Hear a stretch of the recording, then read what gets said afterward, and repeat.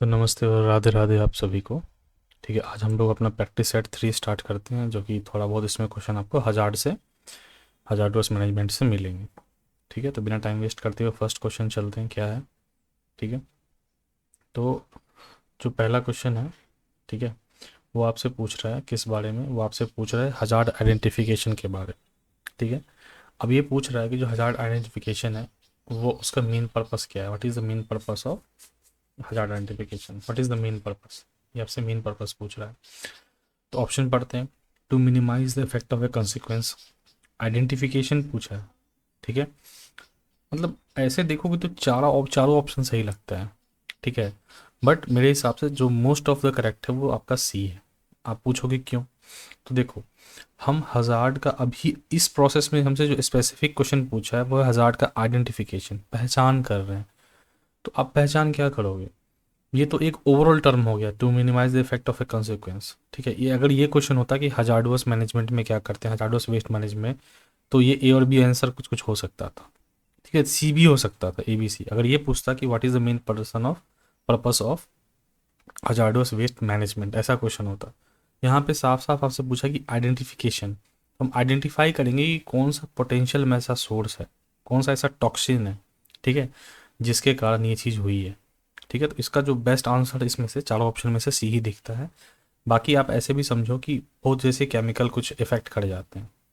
ठीक है, जैसे कि मिथाइल आइसोसाइनेट है या और भी ऐसा कोई है केमिकल, तो जब भी वो हजार्ड आइडेंटिफिकेशन वाली टीम जाएगी तो वो ये तो चेक करेगी ना भाई, किस गैस के तहत ऐसा हुआ है, कौन सी ऐसी गैस थी जिसने ये कॉज किया है। तो उसको क्या करेंगे, उसको एडवर्स इफेक्ट हम उस टॉक्सिन का देखेंगे ताकि फ्यूचर में हम उसको रोक सकें। तो ये चीज़ें मतलब मेरे हिसाब से क्वेश्चन होता है। बाकी हजार्डवस वेस्ट मैनेजमेंट पूछता तो आपका ए बी और डी मेरे हिसाब से तीनों सही होता, बट यहाँ जो most correct answer that is D, कि आइडेंटिफाई कर रहे हैं कि कौन सा ऐसा पोटेंशियल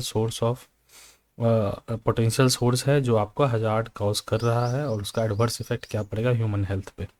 ठीक है, चलो नेक्स्ट क्वेश्चन पे आते हैं। The process determines whether exposure to a chemical can increase the incident of adverse health effect. ठीक है, कौन सा ऐसा प्रोसेस है, ठीक है, वो बता रहा है कि increase of adverse health effect हो रहा है। ठीक है, तो इसमें आपको क्या यही चीज़ है, हजार्ड आइडेंटिफिकेशन, यहाँ पे ए मिस हो गया है, ए लिख लेना। ठीक है, the hazard identification process determines क्या बताता है, whether exposure to a chemical, फिर से वही केमिकल टॉक्सिन, वही आ गया, केमिकल टॉक्सिक टॉक्सिन जो भी बोल लो वही चीज़ है। ठीक है, can increase the incident of adverse health effect. ठीक है, तो हजार्ड आइडेंटिफिकेशन में ही आता है। तीसरा, विच of the following data is not required for the hazard identification, के लिए कौन सा डेटा हमें नहीं चाहिए होता है। तो इन इसमें जो यूज़ है वो ये चीज़ है, देखो, लैंड यूज़ करते हैं, कंटामिनेंट लेवल करते हैं, अफेक्टेड पॉपुलेशन भी देखते हैं, एस्टिमेशन ऑफ रिस्क, ये रिस्क मैनेजमेंट का काम है। ठीक है, तो विच इज़ नॉट रिक्वायर्ड, ठीक है, वो एस्टिमेशन ऑफ रिस्क है। और देखो, क्योंकि ओपन सोर्स क्वेश्चंस हैं और उनका आंसर्स बहुत ही रैंडम तरीके से दिया हुआ है। ठीक है, तो मैंने एक्चुअली एक दो जहाँ जहाँ मुझे डाउट लगा है मैंने वो क्वेश्चन देखा है, बट आपको भी जहाँ डाउट लगे, जैसा पिछले 2 लेक्चर में आपने फॉलो किया कि जो भी दिक्कत है उसको स्क्रीनशॉट भेज रहे हैं, तो सेम वही करना है, जहाँ पे आपको प्रॉब्लम लगे स्क्रीनशॉट भेजो। जैसे एक क्वेश्चन था जनरेशन वाला, ठीक है, मैं बताता हूँ। जनरेशन, कलेक्शन, यहाँ पे ट्रांसफ़र होगा या लास्ट में ट्रांसफ़र होगा। ठीक है, तो एक जो ministry of urban housing affairs, ये है हाउसिंग एंड, अच्छा ये होता है ministry of housing and urban affairs. तो इसका जो है एक मैंने पीडीएफ निकाला था 2000 के आसपास का, तो उसमें दिखा रहा था कि ट्रांसफ़र जो और वो को ट्रांसपोर्टेशन को लास्ट में दिया हुआ है। ठीक है ना, तो इसका अगर ऑथेंटिक सोर्स कहीं पक्का मिले जिससे क्लेम हो सके, आप वो निकालना, correct sequence of solid waste management है कि जनरेशन, कलेक्शन, सोर्स रिडक्शन, ऐसे करके। उसका आंसर तो सी है, बट एक्चुअल अगर किसी का ऑथेंटिक सोर्स मिले, मैं खोज रहा हूँ, तो एक तो मिला था बट उसमें भी इतना एक्चुअल पता नहीं लग रहा, तो जिसको भी मिले शेयर जरूर करना, कि जैसे क्लेम टाइम में करते हैं उस टाइम वैसा। ठीक है, नेक्स्ट चलो, hazard is defined as the probability of suffering harm और loss. Hazard is defined as the probability of suffering harm and loss, तो ये फॉल्स है, सफरिंग हार्म और लॉस ऐसा नहीं है। ठीक है, रिस्क होता है ये। ठीक है ना, इसको आप क्या बोलोगे यहाँ पे, रिस्क, ठीक है, कोई दिक्कत नहीं। Next question, why does site history have to be considered for hazard identification? Hazard identify करने के लिए साइट की हिस्ट्री चेक करनी क्यों ज़रूरी है? साइट की हिस्ट्री चेक करनी क्यों ज़रूरी है? ठीक है, तो टू एस्टिमेट द रिस्क देखते हैं, to calculate carcinogenic exposure possible है, to know the probable source and cause of contamination on site, ठीक है, for determination of remedial action, C is the correct answer. ठीक है, to know the probable source and cause of contamination on the site, फिर से वैसा ही question है। ठीक है, आपको ए भी ठीक लगेगा, बी भी सही लग रहा है, ठीक है ना, और डी भी ठीक लग रहा है फिर से, लेकिन क्या यहाँ पे वर्ड है हजार्ड आइडेंटिफिकेशन, आप पहचान कर रहे हैं क्या, सोर्स क्या है, सोर्स की पहचान कर रहे हैं और क्या कॉज हुए हैं। ठीक है, सोर्स की पहचान कर रहे हैं कि सोर्स कहाँ से, आइडेंटिफाई कर रहे हैं सोर्सेज को, एंड कॉज ऑफ कंटामिनेशन क्या है। ठीक है, तो दोनों चीज़ भर के लिखा है। This is the most correct option among all these option A B C and D. ठीक है, what is the main objective of risk assessment? अब हजार्ड से आए रिस्क पे। ठीक है, रिस्क असेसमेंट का जो मेन ऑब्जेक्टिव है वो आपसे पूछा जा रहा है क्या है। ठीक है, तो to evaluate hazard and minimise the risk, ठीक लग रहा है। रेमिडिएशन ऑफ कंटामिनेटेड साइट, थोड़ा कम ठीक लग रहा है। हजार्ड मैनेजमेंट, थोड़ा सा अलग रिस्क हजार्ड हो गया। फिर to know source of pollutants, तो ये सही है।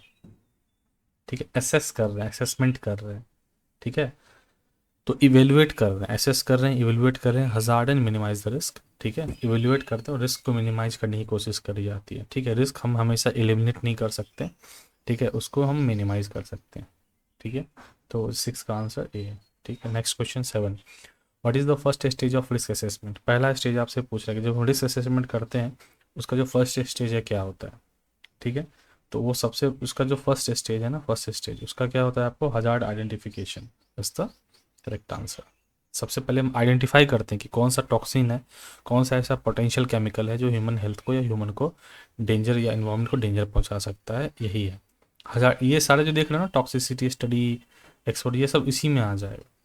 दिट is the most accurate answer. Next, an incident can be called hazardous only when, एक इंसिडेंट को हम हजार्डोस कब कह सकते हैं? Only when a stressor has the potential to cause harm to humans and ecological system, just अभी ऊपर में बताया था। ठीक है, क्वेश्चन ये पूछ रहा है कि एक इंसिडेंट को आप हजार्ड कब कह सकते हो, हजार्ड मतलब खतरा है, जब कब कह सकते हो? ठीक है, जब स्ट्रेसर, जो चीज़ आपको कॉज कर रहा है, ठीक है, जो चीज़, जो केमिकल है, जो टॉक्सिन आपको कॉज कर रहा है, उसके पास ये पोटेंशियल है कि ह्यूमन और इकोलॉजिकल सिस्टम को वो क्या करे, हार्म करे। दिस इज, ये तो ठीक है, जनरल क्वेश्चन है। उसका 9, the purpose of risk management is to identify potential problems before they occur. देखो, risk management before they occur so that risk handling activities में बी व्हाट, प्लांट। तो ये एक बिफोर वर्ड लगाया है और ये पूछ रहा है कि उससे हम प्लान कर सकते हैं। ठीक है, तो 9 का जो स्टेटमेंट है बिल्कुल सही है। ठीक है, अब देखो यहाँ पे ट्रू फॉल्स में भी फंसते हैं लोग, आपको बस थ्योरेटिकली ध्यान देना है।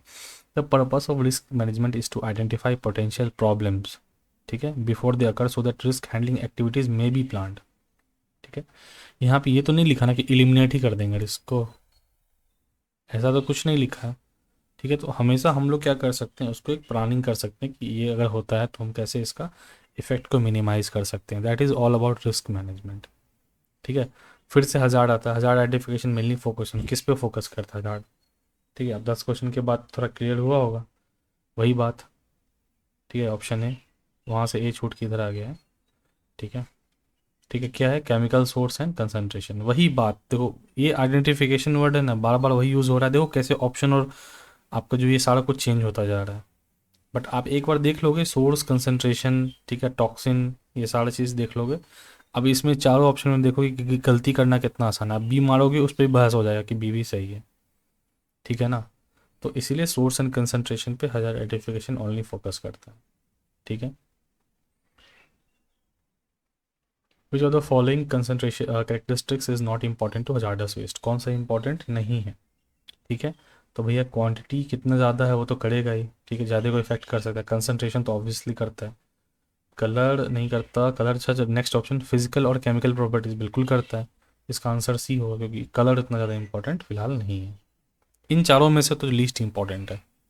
ठीक है, which of the following is not an ill effect of improper handling of hazardous waste, ill effect not है। इल इफेक्ट कौन सा नहीं है of improper handling of hazardous waste. ठीक है, पहले ऐसे समझो कि जब हम हैंडलिंग करते हैं हजार्डस वेस्ट की, ठीक है ना, तो उसका इल इफेक्ट क्या है उसको करो, और जो ऑड वन है उसको आउट कर दो। ऐसे भी कर सकते हो, लेकिन इसमें कौन सा नहीं है आपसे ये पूछ रहा है। तो क्या है, देखो, इंक्रीज इन मोर्टेलिटी रेट, तो ये तो इल इफेक्ट है। इल इफेक्ट मतलब जो आपका इफेक्ट डाल रहा है, सीधा है इफेक्ट। इस समय मत फंसो वर्डिंग में, सीधा इफेक्ट ऑफ इम्प्रॉपर हैंडलिंग। तो कौन सा इम्प्रॉपर हैंडलिंग अगर हम करते हैं, जैसे फॉर एग्जांपल हमारे हाथ में कुछ, मान लो कि कोई बहुत खतरनाक गैस है, ठीक है, और उससे इन्वायरमेंट या किसी आदमी का हार्म हो सकता है, किसी ह्यूमन का हार्म हो सकता है, और हम उसको अच्छे से पैकेज करके एक जगह से दूसरी जगह तक हम एक्सपोर्ट करना है हमको, बट हम वो नहीं कर पा रहे। हम उसको इलीगल मतलब गलत तरीके से हैंडल कर रहे हैं, लीकेज हो जा रहा है, 10 तरह की चीज़ें हो जा रही है। तो उससे होगा क्या, पहले देखो होगा क्या, इंक्रीज इन मोर्टिलिटी रेट होगी, ठीक है। उसके बाद इरिवर्सिबल इलनेस होगा, ठीक है, वो भी होगा। थ्रेट टू इन्वायरमेंट है, पर्यावरण को खतरा है, तो ये तीनों होगा। तो ऑड ऑन आउट क्या हो गया, ये हो गया decrease in mortality rate. Mortality rate मतलब मरने की दर, मृत्यु दर, ठीक है, मृत्यु दर, ठीक है, मोर्टिलिटी रेट। तो डिक्रीज थोड़ी होगा यार, अगर हम इम्प्रॉपर हैंडलिंग करेंगे, अच्छे से हैंडलिंग तो इंक्रीज होगा ना, तो डिक्रीज नहीं होगा ना। तो D is the correct answer ही है, ठीक है। नॉट पूछा है, ऐसे है करते हैं, थोड़ा सा ट्रिकी क्वेश्चन है। It is the responsibility of the citizens to take care of the disposal of hazardous waste. It is the responsibilities. अब देखो यहाँ पे तुम बोलोगे भाई सही बात है, हर आदमी का काम है, बट हम लोग हैंडलिंग क्या कर रहे हैं, हम लोग हैंडलिंग कर रहे हैं हजार्डस वेस्ट, ठीक है। ये आम कचरा नहीं है जो हम लोग की जिम्मेदारी है, ठीक है। हम लोग बात करें हजार्डस वेस्ट की, टॉक्सिक की, केमिकल की, जिसका एक्सपोजर आपके लिए बहुत घातक हो सकता है। तो सिविलियंस जो है उनको नहीं है, जो प्रॉपर इसको जो ट्रेंड लोग आते हैं, ठीक है, आप देखो किट विट पहन के आते हैं, तो जो बिल्कुल ट्रेंड लोग हो, जैसे मान लो कहीं रेडियो एक्टिविटी हो गई, तो आप ऐसे जाओगे नहीं ना, उसके लिए प्रॉपर सूट आता है, उस पर लेड शील्ड लगा होता है, ठीक है ना। तो वो सारी चीज़ें रेडियो एक्टिविटी को रोकती है। तो ये फॉल्स हो जाएगा, हमें कुछ नहीं करना। अगर टॉक्सिक है तो उस डिपार्टमेंट का ट्रेंड प्रोफेशनल्स को बुला के हमको उसको मैनेज करना है। Next, which of the following is not a serious hazard characteristics of wet. Serious hazard नहीं है, नॉट ए सीरियस हजार्ड, ठीक है। तो टॉक्सिसिटी तो भैया है serious hazard, no doubt about that. Ignitability, कम टेम्परेचर पे, याद है लास्ट लेक्चर में बात की थी, थोड़ा सा टेम्परेचर पर जल जाता है, उसी को इनिशियबिलिटी होती है। ज़्यादा में तो जलेगा ही, बट जो थोड़े से में भी अगर आँख पकड़ ले तो दैट इज़ टू डेंजरस, ठीक है। अब देखो कॉर्सिवनेस भी होता है, कोरोजन हो के वो मटेरियल ख़राब हो जाता है। और अगर मान के चलो कि कोई ऐसा कंटेनर है जहाँ पे हमने हजार्डोस वेस्ट को रख रखा है, और वहाँ पे उसमें कोरोजन हो गया और वो लीकेज हो गया उसका, तो बहुत डिग्रेडेबिलिटी नहीं है। तो ये this is the least odd one out. और अगर आप ऐसे देखोगे बाय द बुक जाओगे, तो डिग्रेडेबिलिटी है ना, वो कोई हजार्डस कैरेक्टरिस्टिक है ही नहीं, ऐसा कुछ लिखा नहीं हुआ है, ठीक है ना, बस, ठीक है। तो इसका जो आंसर परफेक्ट है वो आपको डी है, ठीक है, कोई समझ में दिक्कत नहीं।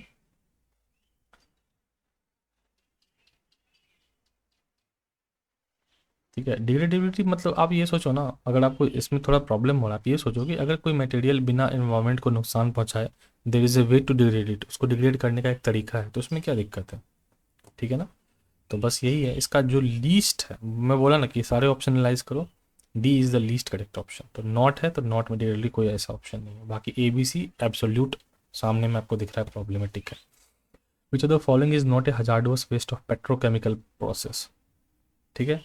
पूछ रहा है कि जो पेट्रोकेमिकल प्रोसेस हमारा जो होता है, पेट्रोकेमिकल प्रोसेस होता है, पेट्रोल निकलता है और तरह तरह के बाय प्रोडक्ट्स निकलते हैं, तो उसमें कौन सा हजार्डस वेस्ट नहीं है उससे, ठीक है, कौन सा वेस्ट नहीं है। तो भैया ये मेरा हमारा क्या नुकसान कर लेगा, ठीक है ना। ये कर सकता है, ऑयली स्लज कर सकता है, स्लॉप ऑयल कर सकता है, लेकिन वेजिटेबल ऑयल हमारा क्या नुकसान कर लेगा। D is the correct answer. Which of the following is not generated in waste treatment process. Waste treatment process में क्या जनरेट नहीं होता है, ठीक है, क्या जनरेट आपको नहीं होता है। तो 16 का तो आप, जो स्लज जनरेट होता है, एस भी होता है, ठीक है, ऑर्गेनिक सॉल्वेंट भी होता है, ठीक है। Noise is a different thing brother. Odd one out से आंसर सॉल्व हो जाएगा। In provision of the rules which of the following is not appropriate with respect of the hazardous waste, ठीक है, वो रूल्स की बात कर रहे हैं। Which of the following is not appropriate, hazardous waste के हिसाब से कौन अप्रोप्रिएट, पैकेजिंग, लेबलिंग, ट्रांसपोर्ट, और डी वेरी एक्सपेंसिव। तो नॉट अप्रोप्रिएट पूछ रहा है, नॉट अप्रोप्रिएट। पैकेजिंग करना चाहिए, ज़रूरी है, लेबलिंग भी करना चाहिए भैया। कौन सा कैटेगरी का, जैसे मान के चलो फॉर एग्जांपल आगे आएगा ABCD कोई केमिकल है, ठीक है, आपको प्रॉपर अगर आप उस पर लेबलिंग करके लिखोगे, उसका एक्सपायरी डेट लिखोगे, ठीक है, अगर वो एक्सपायरी डेट क्रॉस हो गया, सोच लो लेबलिंग में अगर गलती हो गई, तो उसको आप कंज्यूम करोगे तो आप तो ख़त्म हो, ठीक है ना।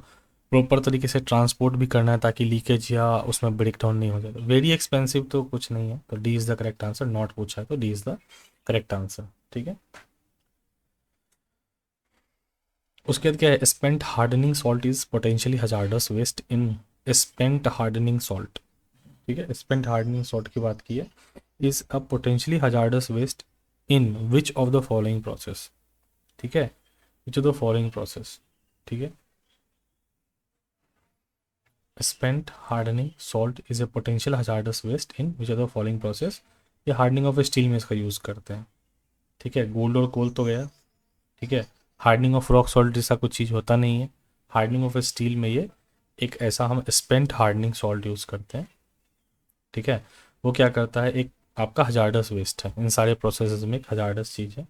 अब देखो, ये और भी चीज़ें हैं इसके साथ, जैसे कि आपको साइनाइड आ गया, इधर एक और चीज़ है, साइनाइड आ गया, आपको नाइट्रेट, ठीक है, नाइट्रेट बताया था आपको, याद है कुछ, 45 milligram per litre, 45 milligram per litre. उसके बाद कोई एक डिजीज़ थी, ब्लू बेबी, सब याद, जैसे ही नाम लिए तो देखो कितनी चीज़ें याद आ रही है। ऐसे ही रिकॉलिंग प्रोसेस होता है कि आपको चीज़ें याद है कि नहीं। नाइट्रेट हो गई, नाइट्राइट स्लज हो गया, इन सब का, ठीक है ना।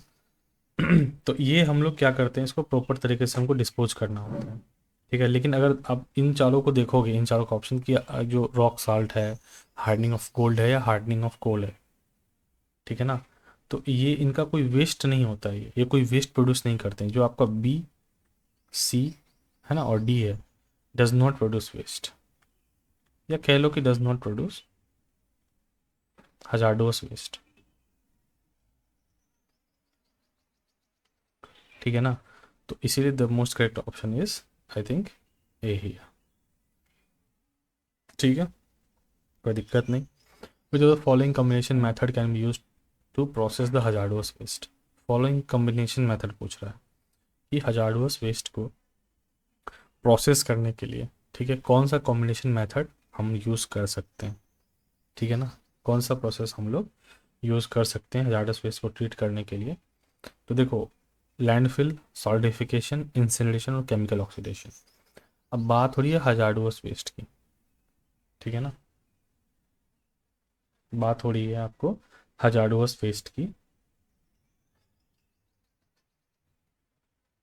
एक सेकंड जस्ट दीजिएगा, इसको चेक करें।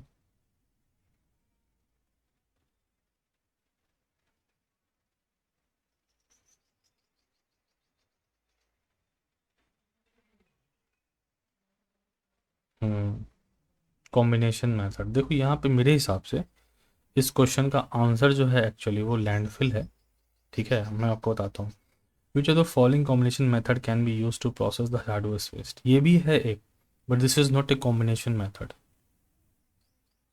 ठीक है। हमेशा क्वेश्चन को समझना है अगर दिक्कत है तो। विच of the following combination method, landfill से भी करते हैं but landfill is not a combination method, तो मे बी यहाँ पे जो यहाँ पे ये होना चाहिए था कि which of the following combination method can not be used, तो उसमें आपको ये है ही नहीं भाई, लैंडफिल नहीं है। तो 19th पे थोड़ा सा जोड़ देने की ज़रूरत है, हालांकि इसका आंसर आपको जो है लैंडफिल ही दिया हुआ है। लैंडफिल से भी हम हजार्डोस वेस्ट मैनेजमेंट को लैंडफिल भी करते हैं, ठीक है, विथ प्रॉपर गाइडलाइंस। बट यहाँ पे जो दिया हुआ है कॉम्बिनेशन मेथड, जो लैंडफिल जो है कॉम्बिनेशन मेथड नहीं है, ठीक है। तो 19 का आंसर ए है, बट इसको एक बार चेक करेंगे जैसे जनरेशन वाला क्वेश्चन को हमने चेक किया था, ठीक है। What can be hazardous waste in a purification process for organic solvent? What can be hazardous waste in the purification process for organic solvent? ठीक है, उसमें क्या hazardous waste हो सकता है ऑर्गेनिक सॉल्वेंट में, तो ये आपको स्पेंट कार्बन होता है, कहीं है ये रहा स्पेंट कार्बन, ठीक है। मीथेन हाई वाटर कंटेंट कभी hazardous नहीं हो सकता है, लेस वाटर कंटेंट का hazardous नहीं होता है। मीथेन का कोई ऐसा ऑप्शन नहीं है, तो spent carbon is hazardous waste, इसका निकलता है किसका, ऑर्गेनिक सॉल्वेंट का, ठीक है। Next question, flue gas dust is hazardous waste of zinc production. कह रहा है कि जो जिंक प्रोडक्शन, हम जब जिंक बनाते हैं, ठीक है, तो उसका जो वेस्ट निकलता है वो फ्लू गैस निकलता है। तो ये सही है या गलत है? This is absolutely correct. तो इसका आंसर ट्रू है। ठीक है, फ्लू गैस निकलता है।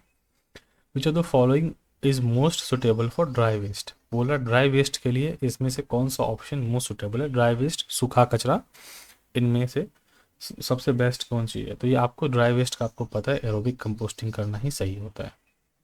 ठीक है, अब आप पूछोगे क्यों?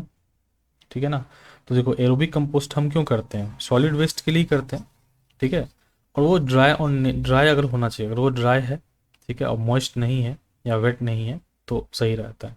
अब देखो, अब एनारोबिक कंपोस्टिंग की बात करते हैं, इसकी बात करते हैं, ठीक है। तो जो एनारोबिक कंपोस्टिंग है उसको क्या है, उसमें अगर मॉइस्चर है, ठीक है ना, जो बहुत ही आसानी से डिग्रेड हो जाए और जिसमें मॉइस्चर है, उसके लिए हम एनारोबिक लगाते हैं। ठीक है, इसमें कोई दिक्कत नहीं है। ठीक है ना, anaerobic composting is use to degrade moist solid, ठीक है, wastage which are very easy to degrade, जो बहुत ही आसानी से डिग्रेड हो, उसमें मॉइस्चर हो। ठीक है ना, and anaerobic digestion and anaerobic composting is the same thing. ठीक है, it is carried out and under control temperature and high moisture control condition. समझ रहे हो? तो हाई मॉइस्चर की बात जब भी आ रही तो एनारोबिक की बात आ रही है, सूखा कचरा है तो एरोबिक कंपोस्टिंग की बात आ रही है। ठीक है, कोई दिक्कत नहीं होनी चाहिए। Next question, which are the following is an end product of anaerobic composting. ठीक है, which is the source of energy. तो भैया आपको ऐसे तो बोला था कि उसमें आपको जनरेट एक्चुअली मीथेन भी होता है, बट यहाँ पे जो मोस्ट ऑप्शन है सही वो बायोगैस है, बताया हुआ था। ठीक है, सोर्स ऑफ एनर्जी में बायोगैस होता है। ठीक है, the degradation rate of anaerobic digestion is higher than the that of aerobic digestion. The degradation rate of anaerobic digestion is higher than that of aerobic digestion. ठीक है, कह रहा है कि एनारोबिक डाइजेशन में जो डिग्रेडेशन रेट है, जो मतलब समझ लो कि जो ब्रेक डाउन होने का जो प्रोसेस है वो फास्टर होता है एरोबिक से। क्या ये सही है और ये गलत है? ये बिल्कुल सही है। ठीक है, जो डिग्रेडेशन रेट होता है एनारोबिक डाइजेशन में, मतलब कि ऑक्सीजन यहाँ पे नहीं है आपका, मतलब ऑक्सीजन के एब्सेंस में ये हायर होता है रेट, इसका डिकम्पोज होने का रेट, जो ब्रेक डाउन होने का रेट वो ज़्यादा होता है एरोबिक से। This is the true statement. ठीक है, जो दो following is the characteristic of anaerobic digestion. Anaerobic वही फिर है, ऑक्सीजन नहीं है, उसका पूछ रहा है क्या क्या आपको कैरेक्टरिस्टिक इन चार ऑप्शन में से एक दिख रहा है। लो डिग्रेडेशन अभी अभी पढ़ा है, हाई होता है तो ये तो गया। ठीक है, low odour emission, narrow suitability of waste और गैस फेज। तो इन जो 25 में जो आपका बेस्ट आंसर है वो है कि लो ओडोर इमिशन। ठीक है, आपको ऑलरेडी बता रखा है मैंने। ठीक है, जैसे लो डिग्रेडेशन रेट हो गया और ओडोर इमिशन यहाँ पे लो नहीं होता।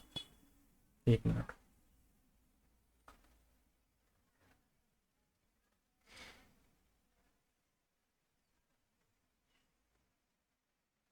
हम्म, तो ये जो है ना, ये लो ओडोर होता है किस में आपको? ये लो ओडोर होता है एरोबिक में होता है, लो डिग्रेडेशन रेट। ठीक है, यहाँ देखिए आप एक बार, लो डिग्रेडेशन रेट, ठीक है, low degradation rate, high odour emission, high odour emission लिखने के लिए बता रहा हूँ। कि उसके बाद क्या है, नैरो सुटेबिलिटी वेस्ट और गैस फेज, ये तीनों ऑप्शन आपका लिखा हुआ है। और ये नैरो सुटेबिलिटी ऑफ वेस्ट, ठीक है ना, ये किसके करेक्टरिस्टिक्स हैं? ठीक है, ये किसके करेक्टरिस्टिक्स हैं? ठीक है, ये किसके करेक्टरिस्टिक्स है? ये है आपको एरोबिक के। ठीक है, एरोबिक डाइजेशन के। हमसे क्या पूछ रहा है, which are the following is a characteristics of anaerobic digestion. ठीक है, एनारोबिक डाइजेशन का पूछ रहा है, तो लो ओडोर एमिशन यहाँ पे हाई होना चाहिए। ठीक है, लो किस लो यहाँ पे अगर हाई होता तो ये एरोबिक हो जाता आपको। ठीक है, तो यहाँ पे लो है तो इसलिए एरोबिक है। बाकी देखो, लो डिग्रेडेशन रेट ये भी एरोबिक का है। ठीक है, नैरो सुटेबिलिटी ऑफ वेस्ट ये भी आपको देख लो सामने एरोबिक का है, और गैस फेज भी एरोबिक का है। ठीक है ना, तो ऑड वन आउट करो, low odour emission is the correct answer. कोई दिक्कत नहीं, यहाँ मैंने सामने लिख दिया है कि एरोबिक में आप क्या क्या एक्सपेक्ट करते हो। चलो next question 26, which of the following is not A characteristics of aerobic digestion. ठीक है, एरोबिक डाइजेशन का करेक्टरिस्टिक्स पूछ रहा है आपसे, इसमें कौन सा नहीं है? कुछ भी नहीं भाई, ये ऑलरेडी आपको बता दिया है। देखो यहाँ पे ऑप्शन लो डिग्रेडेशन, ठीक है, हाई ऑडोर, ये दोनों ऑप्शन लिखा हुआ है। नॉन सुटेबिलिटी ऑफ वेस्ट, ये भी लिखा हुआ है। ये पोस्ट ट्रीटमेंट है, तो D is the correct answer है। कोई दिक्कत नहीं ना? चलो, which of the following factor does not affect the growth of the technical expenditure. Which of the following factor does not affect the growth of the technical expenditure. ठीक है, technical expenditure के growth को effect नहीं करता है, आपसे वो पूछा जा रहा है कि कौन नहीं करता है। Which of the following, option है ओडोर, जर्म्स, मीथेन और formation. Odour, germs, methane formation और नॉइज। तो आपका यहाँ पे methane formation is the correct answer है। Which of the following factor does not affect the growth of technical expenditure. Methane अगर बनेगा तो हमारे लिए एक वैल्यूएबल एसेट ही हुआ, वैल्यूएबल चीज़ भी, हम उस गैस का यूज़ कर सकते हैं। ठीक है, तो टेक्निकल एक्सपेंडिचर उससे बढ़ेगा नहीं। ठीक है ना? ठीक है। अच्छा, आपको ये भी मैंने बताया कि जो मीथेन फॉर्मेशन यहाँ पे लिखा हुआ है इसको मीथेनोजेनेसिस बोलते हैं। देखो वर्ड में मत फंसना। ठीक है, ये याद रहेगा ना, मीथेनोजेनेसिस भी बोलते हैं। ठीक है, बस ये याद रखना है।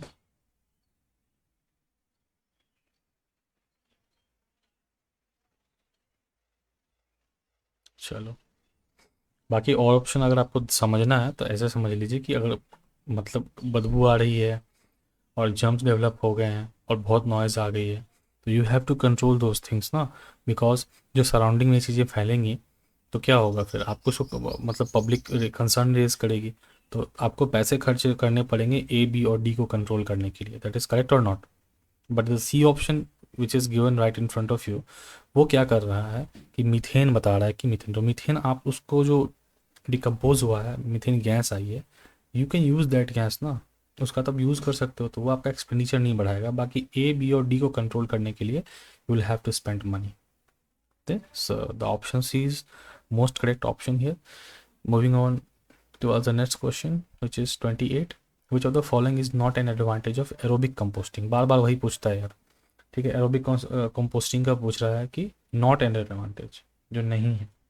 ठीक है, नॉट नॉट, तो आपको मैंने ऑलरेडी इससे पहले याद है ईएससी वाले में कराया हुआ है लेस वाला कि एरोबिक और एनारोबिक का एक पूरा चार्ट बना लीजिए। ठीक है, this the correct answer, very expensive नहीं होता है। ठीक है, which of the following is not advantage of aerobic composting. Simple process होता है, ठीक है, नेचर से सब कुछ मिल रहा है, कॉस्ट भी लो होता है इसका, और ये इजी मेथड होता है। ठीक है, but that is very expensive, that is not a correct answer. तो 28 का आपको डी हो गया। 29 पे आते हैं। In the arena of waste treatment no process is best. ठीक है, in the arena of waste treatment no process, this is absolutely correct. ठीक है, बहुत अलग अलग तरीके से हम वेस्ट ट्रीटमेंट कर सकते हैं। ठीक है, डिफरेंट डिफरेंट प्रोसेस से। ठीक है ना, और हर एक प्रोसेस का कुछ एडवांटेज होता है और डिसएडवांटेज होता है।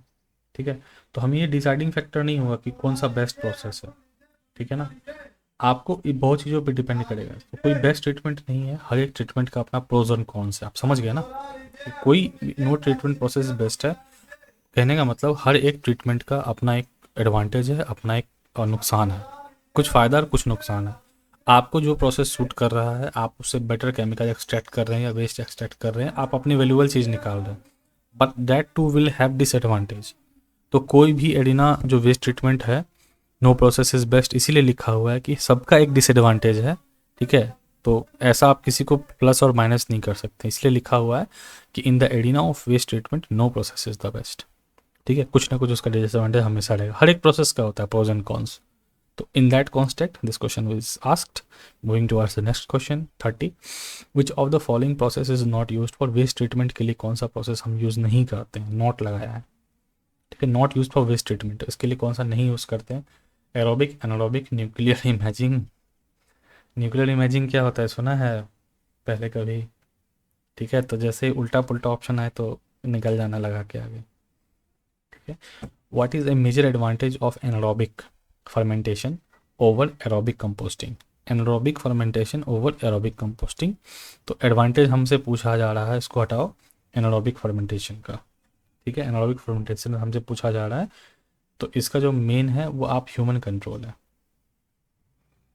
ठीक है, ह्यूमन कंट्रोल है, we can production of methane हम नहीं कर सक, मेजर एडवांटेज पूछ रहा है, ठीक है, production of methane is also an advantage, ठीक है, यहाँ पे जो कीवर्ड वो मेजर है, वैसे ही जैसे वहाँ पे मेनली लिखा रहता था कौन सी गैस प्रोड्यूस हो रही है, ठीक है, high water content, aerobic anaerobic में मैंने बोला कि मॉइस्चर भी होता है, ठीक है, लेस वाटर कंटेंट तो वैसे ही गलत हो जाएगा, ठीक है, तो A answer is the correct answer, ठीक है, क्यों, ठीक है ना, मेजर एडवांटेज यही है, मेजर इन चारों ऑप्शन में मेजर जो बात कर रहे हैं, कीवर्ड को हमेशा पकड़ के और क्वेश्चन को सही से अगर पढ़ना है, ठीक है। अब देखो इसमें क्या होता है, जो मेजर एडवांटेज ये है ओलेर कंपोस्टिंग, कंट्रोल हम कर सकते हैं, ठीक है, लिक्विड एंड गैसियस एमिशंस को, ठीक है, तो हम कुछ भी अगर कंट्रोल कर पा रहे हैं, मान लो गैसियस एमिशन और कुछ भी कंट्रोल कर पा रहे हैं, तो हम ह्यूमन कंट्रोल तो अपना दिखा सकते हैं ना नॉमिक में, तो बस वही चीज़ यहाँ पे एमिशन की हुई है, ठीक है ना, बस और कुछ नहीं है, this is not available in, आपको एरोबिक कंडीशन में नहीं होगा। Which of the following characteristics is not important to hazardous waste, इन सारे में से, ठीक है, कौन सा कैरेक्टरिस्टिक्स हजार्डस वेस्ट में इंपॉर्टेंट नहीं है, क्वेश्चन हमेशा पढ़िएगा तो आपको 2-3 ऑप्शन ऐसे ही कट जाएंगे, ठीक है ना, नहीं है ये बताया हुआ है आपको। Next question, which of the following is not an ill effect, which is not an effect of improper handling of hazardous waste, ठीक है, नॉट, रिपीटेड क्वेश्चन है, इंक्रीज होता है मोर्टेलिटी का, ना कि डिक्रीज होता है, ठीक है, दिस इज इनकरेक्ट, डिक्रीज की जगह पे यहाँ पे इंक्रीज होना चाहिए, ठीक है, रिपीटेड है, it is the responsibility of civilians to take care of the disposal of hazardous waste, मैंने बोला ये ऑप्शन गलत क्यों है, हर बार बहादुरी नहीं दिखाना है, अगर कोई केमिकल फेनोमेना हो गया है तो वहाँ पे ट्रेंड प्रोफेशनल्स की ज़रूरत होती है, क्योंकि उसका एक्सपोजर आपकी जान ले सकता है, तो this it is not the responsibility of the civilians to take care of the disposal of hazardous waste, radioactive waste करने के लिए आप नहीं जाओगे ना सूट पैंट पहन के, फिर वो चर्नोबिल वाला हालत हो जाएगा। Which of the following is not a serious hazardous characteristics of the waste, ठीक है, तो ये आपको ऑलरेडी रिपीटेड है, डिग्रेडेबली, नॉट पूछ रहा है, याद रखना, विच of the following is not ए हजार, देखो रिपीटेड जब क्वेश्चन होता है ना, जैसे आप बोल रहे हो कि कुछ क्वेश्चन रिपीटेड होता है, मान के चलो 125 100 150 क्वेश्चन कराना है, वहाँ पे 10-15 क्वेश्चन अगर 20 क्वेश्चन बार रिपीट हो गए तो आपको रटा ही जाएगा वो, है ना, तो दैट इज़ बेनिफिशियल, तो वो समझ के देखते रहिए। अगर which of the following is not in hazardous waste of, और इससे क्या होता है, बर्डन कम होता है, for example you are doing a lot of question, suppose you are doing a lot of question, बहुत क्वेश्चन 200 क्वेश्चन एक दिन में मैं कराऊंगा अभी, ठीक है, अब उसमें अगर 15-20 क्वेश्चन अगर रिपीट हो जाता है, 15-20 क्वेश्चन रिपीट हो जाता है, तो आपको एक क्या मतलब वो थोड़ा सा सेंस ऑफ फील आएगा कि भाई ये तो 20 क्वेश्चन इसमें रिपीटेड ही है, हमको तो 200 नहीं, हमको 180 ही करना है। अगर मैं 100 क्वेश्चन करा रहा हूँ, उसमें मान के चलो 20 क्वेश्चन रिपीट हो गया, दोबारा रिपीट हो गया, तो 20 आए हैं, 20 और रिपीट हो गए, तो आपको सिर्फ 60 ही क्वेश्चन नहीं करने, तो वो जो बार बार रिपीटेशन होता है ना, वो आपकी मेमोरी में बैठता है। हमने यूँ तो ऐसे ही किया था, क्योंकि ऑलरेडी बहुत सारा ऐसा था उसमें ऑलरेडी प्रोसेस, बहुत सारे ऐसा क्वेश्चन था जो बार बार रिपीट होता था, तो वही सब क्वेश्चन आज तक याद रह गए हैं, जो रिपीटेड थे वही याद रह गए, बाकी जो नए नए क्वेश्चन से पॉसिबल एक दो बार दोबारा देखना पड़ जाए, तो रिपीटेड जो क्वेश्चन थे वो हमेशा याद रह गए, ठीक है ना। तो चलो अच्छा, अब नेक्स्ट क्वेश्चन पे आते हैं 36 पर, which of the following is not an hazardous waste of petrochemical, भाई ये देखो बताया हुआ है आपको, अब देखो कैसे टिक लग के आगे निकलते जा रहे हैं ना। Which of the following is not generated in waste treatment process, कौन सा नहीं होता, नॉइस का कोई मतलब नहीं है, 38 in provision of the rules, which of the following is not appropriate with respect to hazardous waste, ठीक है, very expensive is not the term, this is also repeated question. Moving toward the next question, spending spent hardening, ये question repeated है, hardening of steel बताया है आपको।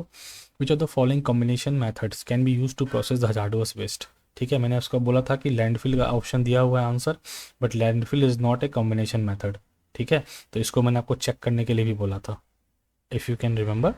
Moving towards the next question, what can be a hazardous waste in the purification process for organic solvent, what can be a hazardous waste in the purification process for organic solvent, ठीक है, हजार्डुअस waste पूछ रहा है कि जब हम organic solvent का purification process करते हैं तो उसमें क्या निकलता है, this is also repeated question, the correct answer is spent carbon. Moving to ask the next question 42, flue gas dust is hazardous waste of a zinc production, absolutely correct. उसके बाद है screening and communication are preliminary treatment process, screening and communication, communication क्या होता है मेरे हिसाब से, combination क्या होता है मैं जस्ट आपको बताता हूँ. First thing first, this is a very absolutely correct thing, this is true thing. तो देखो प्रीलिम ट्रीटमेंट में तो आता है, ठीक है, स्क्रीनिंग और कम्युनिकेशन. प्रीलिम ट्रीटमेंट में तो आता है, दिस इज़ वी नो, ये हमें मालूम है, ठीक है.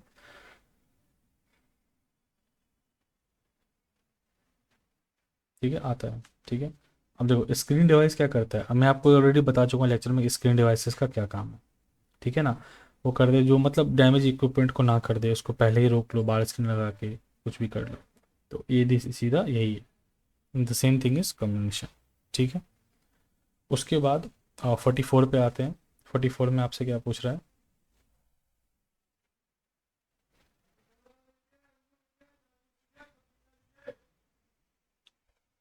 ठीक है. दोनों मैकेनिकल इक्विपमेंट को प्रोटेक्ट करने के लिए यूज़ किया जाता है. Dash devices remove materials which could damage equipment. और 44 इंटरफेयर विद द प्रोसेस. ठीक है, अब आप 44 का इतना करने के बाद आंसर क्या बताओगे. हमने तो पढ़ा है या बी बताएंगे. पहला लेक्चर फर्स्ट पेज. ठीक है, represent the heavier inert matter. Heavier inert matter याद करो, स्मॉल और वो दोनों मैंने बताया था. हैवियर इनर्ट मेटल, तो उसको कौन हटाएगा. हैवियर को हटाएगा ग्रिट. अगर फाइनल अगर हुआ तो फाइनल हुआ तो डेट्रिटस टैंक याद है, ठीक है ना. इसीलिए लेक्चर आपको स्टार्टिंग से देखने चाहिए. अब रुकेगा नहीं, बहुत फास्ट चलेगा. ऐसे ही स्टार्ट होंगे लेक्चर सब कि मिनिमम टाइम में मैक्सिमम क्वेश्चन करना है, देन अपने टेस्ट लगाते रहना है बैठे बैठे. Supplemental means of aeration are often employed with an equalization basis to provide better mixing. Supplemental means of aeration, ठीक है, are often employed with an equalization basin to provide better mixing. ठीक है, ये एब्सोल्युटली करेक्ट ऑप्शन है आपका, ठीक है. अब देखो सप्लीमेंटल मीन्स का मतलब क्या हुआ, ठीक है ना. देखो बढ़िया से मिक्स करने के लिए या केमिकल ऑक्सीडेशन करने के लिए, ठीक है ना, कुछ. हाँ, ये क्या होता है.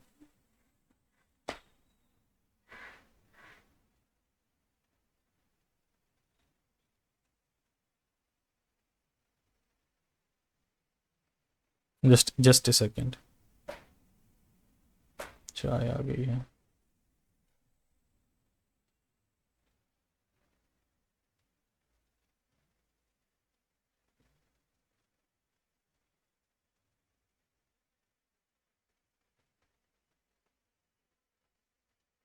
ठीक है चलिए.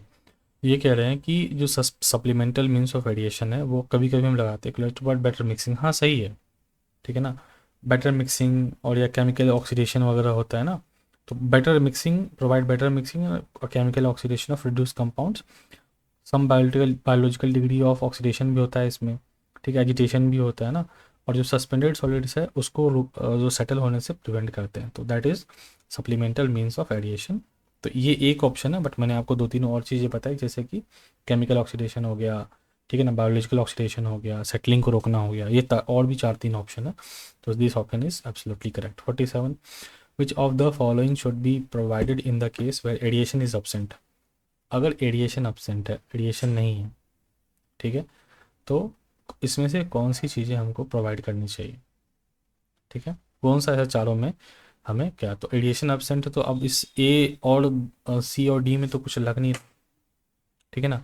याद है मैकेनिकल मिक्सर्स, ये आपको ऑक्सीडेशन डिच में भी याद करना. एक्सटेंडेड एडिशन वाला में जो बताया था कि कैसे डायग्राम के साथ बताया कैसे मैकेनिकल मिक्सर्स लगे हुए हैं, ठीक है, वो आपको एडिएशन प्रोवाइड करवा रहे हैं, ठीक है. If we cannot provide something naturally, there is always a mechanical means to it. This is the mechanical mixers. Which process is employed to gain sufficient head of wastewater?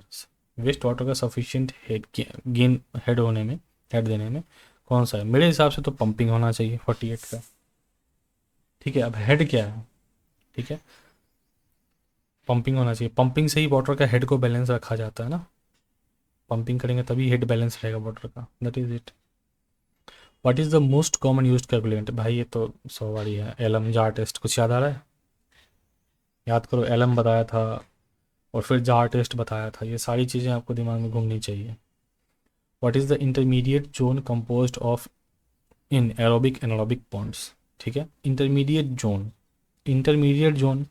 ऐसे बताया था आपको, अगर याद होगा तो। क्या पूछ रहा है, इन एरोबिक एनारोबिक बॉन्ड्स जो भी है। तो क्वेश्चन नंबर 50 की बात हो रही है, ठीक है ना। तो मैंने आपको बताया था बॉटम जो होता है ना, बॉटम में एनारोबिक जोन होता है, याद आया कुछ? वेस्ट लाइन पॉइंट होता है, ऊपर का जो होता है ये एरोबिक जोन होता है, ठीक है। ये जो बीच का जो जोन होता है, ठीक है, ये एनारोबिक के भी टच में रहता है, और कुछ यहाँ से यहाँ तक आपको एरोबिक रहता है। तो जहाँ तक है वहाँ तक तो एरोबिक बैक्टीरिया रहेगा, बट जो एनारोबिक जोन है जो बीच का है बिल्कुल, ठीक है, वो फैकल्टेटिव रहता है। तो जहाँ तक ऑक्सीडेशन, जहाँ तक सनलाइट पेनिट्रेट कर रही है, जहाँ तक विंड के हिसाब से, विंड के हेल्प से आपको यहाँ तक ऑक्सीडेशन हो रहा है, तो वहाँ पे तो एरोबिक कंडीशन होगा, यही आर हो, ठीक है।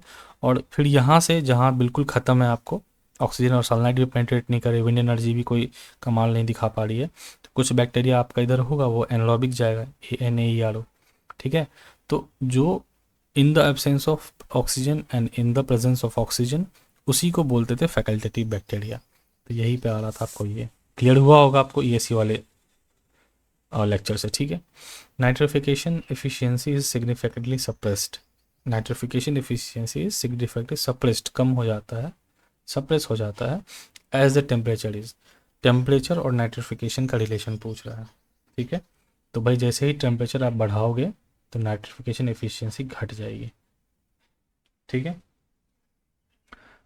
नाइट्रिफिकेशन क्या करता है, पीएच और टेम्परेचर को तो कंट्रोल में रखते, मेंटेनेंस ऑफ पेपर। तो nitrification is a very temperature sensitive system है, ठीक है ना। और जैसे ही आप टेम्परेचर बढ़ाओगे, नाइट्रिफिकेशन एफिशिएंसी आपको डिक्रीज कर जाएगी। तो 51 का आपको answer is correct, which is B, ठीक है।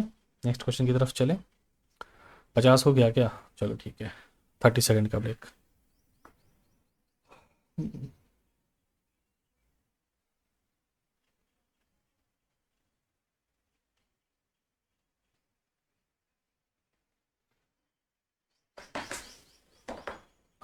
चलो, नाइट्रिफिकेशन का जो प्रोसेस होता है ना, उसमें पीएच और टेम्परेचर ही दो की फैक्टर होता है, एक पीएच होता है, एक टेम्परेचर होता है। तो इनवर्स रिलेशन देखना कि जैसे ही आपको ये होगा तो उसकी एफिशिएंसी आपको कम हो जाएगी। चलो नेक्स्ट पे आते हैं 52 पे। Dash is a process which involves further removal of nitrogen. Further removal, अब देखो एक टर्म लिखा ना आपको, रिमूवल ऑफ, रिमूवल तो हो ही रहा है,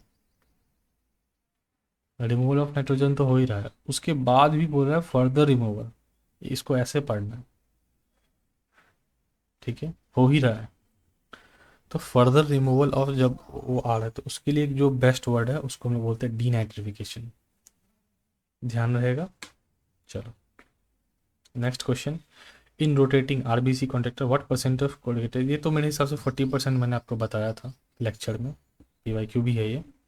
तो 40% जो आरबीसी मैंने आपको बताया था, ऐसे वेस्ट वाटर चल रहा है, डायग्राम देखना, ये डिस्क लगे हुए हैं, ऐसे ऐसे डिस्क लगे हुए हैं, प्लास्टिक का था डिस्क, यहाँ पे आपको बायोफिल्म रहता है, ठीक है, नीचे ये वेस्ट वाटर है, रोटेटिंग बायोलॉजिकल कॉन्ट्रैक्टर आरबीसी, ठीक है ना। अब ये जो बायोफिल्म है एक बार ऐसे जाता है, वेस्ट वाटर के कांटेक्ट में आता है, फिर से रिवॉल्व होता है तो एटमॉस्फेयर के कांटेक्ट में आता है। तो इस तरह से इसका वेस्ट प्यूरिफिकेशन या वेस्ट ट्रीटमेंट प्रोसेस इस तरह से चलता है। ये जो पूछ रहा है, ये जो लाइन है डिस्क का, जो ये पोर्शन है, ये portion, this portion of the disc, ठीक है, ठीक है, this portion of the disc, this जो आपको पानी के अंदर डूबा हुआ है, ठीक है, ये 40% होता है, 40% पोर्शन डूबा, तो 60% पोर्शन जो होता है डिस्क का, मान के चलो, ठीक है ना, ये जो पोर्शन है, दिस दिस इज 60% पानी के ऊपर रहता है, ठीक है ना। तो मेरे हिसाब से क्लियर होगा ये, क्योंकि मैंने बता भी दिया था और PYQ भी है, तो ध्यान रखिएगा। मैं एक बार आंसर भी देखूँ फिर, हाँ this is the correct answer, ठीक है। 54। विच type of reactor is use for mixing chemicals in water treatment. कौन सा केमिकल, कौन सा रिएक्टर है, मैंने आपको बताया था, ठीक है। ESC वाले में भी अलग अलग तरह के रिएक्टर होते हैं, जैसे एक प्लग फ्लो होता है, ठीक है, एक कम्प्लीटली मिक्स होता है, एक और बताया था बैच रिएक्टर होता है, ठीक है ना। तो पूछ रहा है जो केमिकल मिक्स करने के लिए, वाटर ट्रीटमेंट प्रोसेस में केमिकल मिक्स करने के लिए जो बेस्ट रिएक्टर है, वो बेस्ट रिएक्टर कौन सा है, तो ये आपको बैच रिएक्टर ही है, ठीक है। Next, which reactors are characterised by non continuous reactions, ठीक है, नॉन कंटिन्यूअस, ऐसे रिएक्टर जिनका जो एक्शन है, जिनका जो काम चलता है वो नॉन कंटिन्यूस, मतलब लगातार नहीं चलते, वो नॉन कंटिन्यूस है। ठीक है, तो ये भी बैच रिएक्टर ही होता है। ठीक है, बैच को भी कंटिन्यूस बोलते हैं, बट ऐसे बैच को आप लगा के रखना। नहीं, बैच को कंटिन्यूस नहीं बोलते हैं। क्लासिफिकेशन जब हम करते हैं ना, तो रिएक्टर्स को हम बैच और कंटिन्यूस में क्लासीफाई करते हैं। There is a correction right here, so ध्यान रखिएगा। और जो बैच रिएक्टर होता है ना, वो आपको नॉन कंटिन्यूस मोड फॉलो करता है, ये बैच रिएक्टर जो है। ठीक है, चलो नेक्स्ट क्वेश्चन आते हैं। In which type of reactor mixing is uniform. ठीक है, कौन सा ऐसा रिएक्टर जिसमें मिक्सिंग यूनिफॉर्म होती है। ठीक है, तो ये आपका क्या है, आइडियल रिएक्टर, सबसे प्यारा रिएक्टर, इसमें मिक्सिंग यूनिफॉर्म हो रहा है। विच type of reactor is not use for oxidation, के लिए कौन सा रिएक्टर हम यूज़ नहीं करते हैं। ठीक है ना, बाकी देखो आइडियल रिएक्टर वो होते हैं in which the mixing is uniform. ठीक है, the reaction in which the mixing is not uniform, those reactors are known as non ideal reactors. ठीक है, तो उसमें नॉन आइडियल रिएक्टर यहाँ पर दिया हुआ है, ये क्या हो जाएगा, नॉन यूनिफॉर्म होता है। ठीक है, इसको नहीं भी बताते तो भी चल जाता है, टाइम कंज्यूमिंग होता है, इसलिए कोई बताने की ज़रूरत नहीं लगी मुझे। ठीक है ना, चलो। विच type of reactor is not use for oxidation, oxidation के लिए कौन सा रिएक्टर हम यूज़ नहीं करते, नोट लगाया। ठीक है, तो इसका जो आंसर है आपका वह है पैक्ड बेड रिएक्टर, कहीं है लिखा हुआ ये रहा। ऑक्सीडेशन के लिए पैक्ड बेड रिएक्टर का हम लोग यूज़ नहीं करते हैं। ठीक है, क्योंकि ऑक्सीजन एक वेंचुरल रिएक्टर में, ऑक्सीडेशन जो होता है वो वेंचुरल रिएक्टर में कैरी किया जाता है। ठीक है ना, tank in series and stir tank reactors, oxidation of iron, oxidation of manganese, dechlorination of SO2 and ozone reaction are carried out in this reactors. ठीक है, समझ गए, नेक्स्ट चलते हैं। Which type of reactor is not subjected to back mixing, back mixing के लिए कौन सा रिएक्टर नहीं सुटेबल है, तो ये आपको प्लग फ्लो है। उसके बाद which type of reactor is used for stripping gas from water, water से गैस को अलग कर रहा है। ठीक है, तो ये कौन सा रिएक्टर होता है जो वाटर को गैस से अलग कर रहा होता है, तो ये जो है आपका रिएक्टर है, ये आपका है पैकेट बेड रिएक्टर। ठीक है ना, ये आपका रिएक्टर है पैकेट बेड रिएक्टर। और ये सिर्फ अनडिजायरेबल गैस ही नहीं, ऑर्गेनिक कंपाउंड को भी हटाता है। यहाँ तो गैस लिखा है, ये आपको ऑर्गेनिक कंपाउंड को भी हटाता है। ठीक है, और जो काउंटर करंट है वो यूजुअली इनमें देखने को हमें मिलता है, काउंटर करंट यानी कि करंट के अगेंस्ट। कोई दिक्कत नहीं।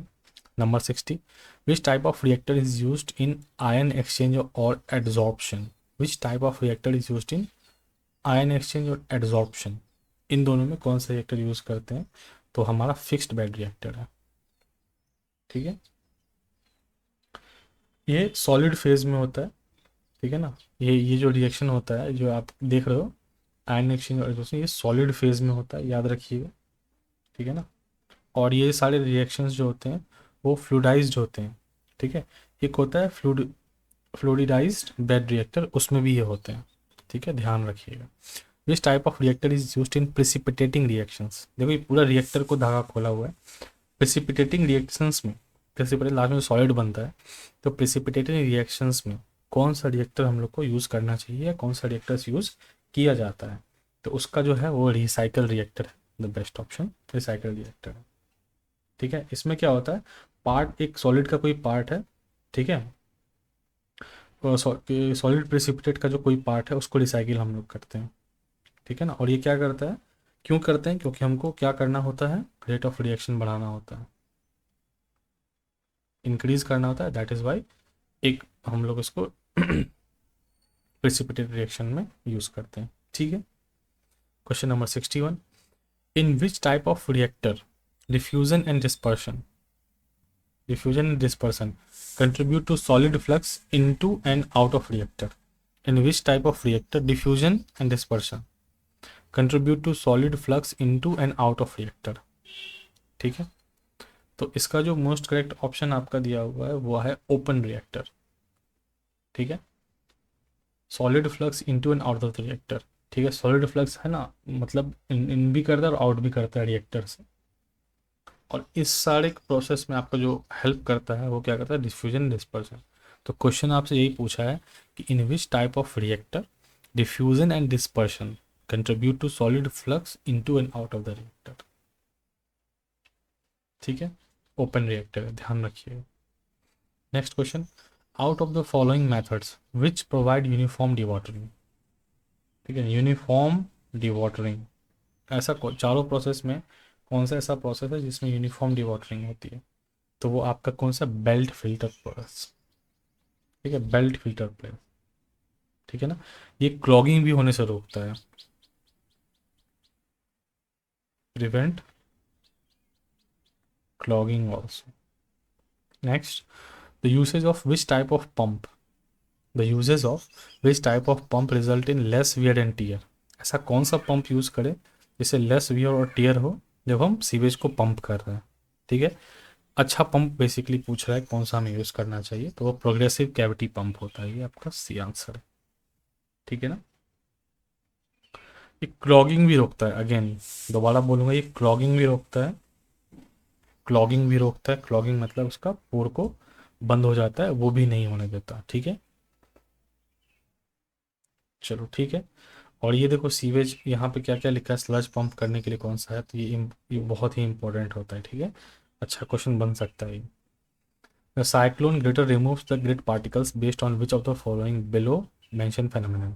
The cyclone greater removes the grid particles, ठीक है, based on which of the following mention phenomena, ये पूछ रहा है। तो इसका आंसर जो है सेंट्रीफ्यूगल फोर्स है। ठीक है, सेंट्रीफ्यूगल फोर्स आपने पढ़ा होगा। ठीक है, आउटसाइड आउटवर्ड लगता है और सेंट्रीपिटल इनवर्ड लगता है ना, ध्यान होगा। ऐसे जाता रहता है, मान के चलो सर्कुलर रोड पे, मौत का कुआं जिसने भी देखा होगा। ठीक है ना, ऐसे ऐसे चलते रहते, जो अगर आप ऐसे चल रहे हैं तो आउटर इस तरफ जो फोर्स लगता है सेंट्रीफ्यूगल, और अंदर की तरफ जो लगता है सेंट्रीफ्यूगल। अब वो जो है ना, ये फोर्स इनको इस पर चिपकाता है। ठीक है, और इतना ज़्यादा हेवी रहता है कि इस पे चिपके रहते हैं और मूव करते रहते हैं। इस तरह से सेंट्रीफ्यूगल फोर्स काम करता है, बट मेरे समझाने का मतलब वही था जो आप समझ गए। 64 का centrifugal force is the correct answer. ठीक है, primary sludge constitutes which of the following. ठीक है, प्राइमरी स्लज क्या क्या है, तो प्राइमरी स्लज में आपका सेट लेवल सॉलिड, केमिकल नहीं देखते हैं प्राइमरी में, बायोलॉजिकल नहीं देखते हैं, और ये दोनों भी नहीं, बायोलॉजिकल सेट लेवल दोनों एक साथ लिखते हैं, नहीं, सेट लेवल सॉलिड्स देखते हैं प्राइमरी स्लज में, हम लोग सिर्फ सेट लेवल सॉलिड्स देखते हैं। ठीक है ना, और ये प्राइमरी क्लैरिफाई पर रिटर्न कर दिया जाता है। ठीक है, और इसलिए किया जाता है कि मिक्सचर यूनिफॉर्म रहे। ठीक है, मेरे हिसाब से समझ गए होंगे। तो 66 पे आते हैं। ये 65 का क्वेश्चन बहुत अजीब रहा होगा, but you have to do it, क्योंकि ऐसे क्वेश्चन आते हैं ना, तो no option. Secondary sludge constitute with the following, primary sludge, secondary sludge. आपसे पूछ रहा है कि सेकेंडरी स्लज में क्या क्या होता है। ठीक है, तो बायोलॉजिकल, प्राइमरी में देखो क्या था, देखो यहीं पे पकड़ो, प्राइमरी में सेट लेवल सॉलिड्स की बात की, सेकेंडरी में बायोलॉजिकल और सेटलर को पकड़ लेंगे, तो बायोलॉजिकल ऐड हो गया इसके साथ, तो वो हो गया आपका सेकेंडरी स्लज। ठीक है, advance waste water sludge constitutes which of the following, advance waste water sludge constitutes which of the following. ठीक है, वो क्या कंट्रीब्यूट करता है, वो आपका केमिकल एंड बायोलॉजिकल सॉलिड। क्यों एडवांस लिखा है यहाँ पे आपसे, ठीक है ना, यहाँ से आपको क्या लिखा, आपको एडवांस लिखा, एडवांस वेस्ट वाटर स्लज, तो उसमें खतरनाक चीज़ें होंगी, एडवांस है तो केमिकल और बायोलॉजिकल दोनों को डाल दो। D is the correct option, I am telling you. To remove 1% primary sludge which of the following size of mass of a cyclone greater is used. 1% primary sludge को हटाने के लिए which of the following size of a mass of a cyclone greater हम use करते हैं। ठीक है, तो ये 150 आप याद रखना, दिस इज ए डेटा, अब इसका कोई एक्सप्लेनेशन नहीं कि 1% प्राइमरी स्लज को हटाने के लिए जो हम लोग मैश यूज़ करते हैं, साइक्लोन ग्रेटर में जो हम लोग मैश यूज़ करते हैं, वो 150 साइज का होता है। बस ये याद रख के आपका चल जाएगा। Next, to remove 2% primary sludge which of the following size of mass. 1% की बात की तो 150 पाया। ठीक है, अब 2% की बात कर रहे हैं तो क्या इसमें आंसर है, ठीक है 100। ठीक है, 2% हटाना है, अब 3% पे आ गया, डिक्रीज होता ही जाएगा भाई, लग रहा है फिर। ठीक है ना, तो जब 3% की बात करेंगे हम, तो यहाँ पे आपको 100 ही रहने वाला है, देयर इज़ नो चेंज। ठीक है, next, which of the following methods is used for stabilisation of sludge. Sludge को स्टेबलाइजेशन करने के लिए इन चारों में से कौन सा ऑप्शन लेते हैं। सवाल इतना सिंपल सा है। तो स्लज को स्टेबलाइज करने के लिए आपको मैं अच्छे से पता है कि अगर बेस्ट है इन चारों में से, एरोबिक डाइजेशन में आपको स्टेबल स्लज मिलता है। Is it correct? ठीक है ना, 71 का एक, कोई और प्रॉब्लम नहीं इसमें। बाकी लाइम कंडीशनिंग भी कर सकते, देखो इसमें है ना, ये तो सही आंसर कि इसका डाइजेस्टेड स्लज स्टेबल निकलता है। अदरवाइज नहीं है तो एक ये और ऑप्शन है लाइम कंडीशनिंग, ये भी कर सकते हैं। लाइम कंडीशनिंग भी किया जा सकता है स्लज को स्टेबल करने के लिए। अब समझ में नहीं मेरी बात? ठीक है ना, लाइम कंडीशनिंग किया जा सकता है। ठीक है, लाइम कंडीशनिंग किया जा सकता है। ठीक है ना, नेक्स्ट क्वेश्चन पे चले। The process of burning of municipal solid waste at high temperature is called. Burning temperature सब कुछ पता है, रिपीटेड क्वेश्चन है। ठीक है, which of the following is biodegradable. Biodegradable waste मतलब ऑर्गेनिक कंटेंट होगा, आराम से डिकम्पोज होगा, बीओडी की बात हो रही है।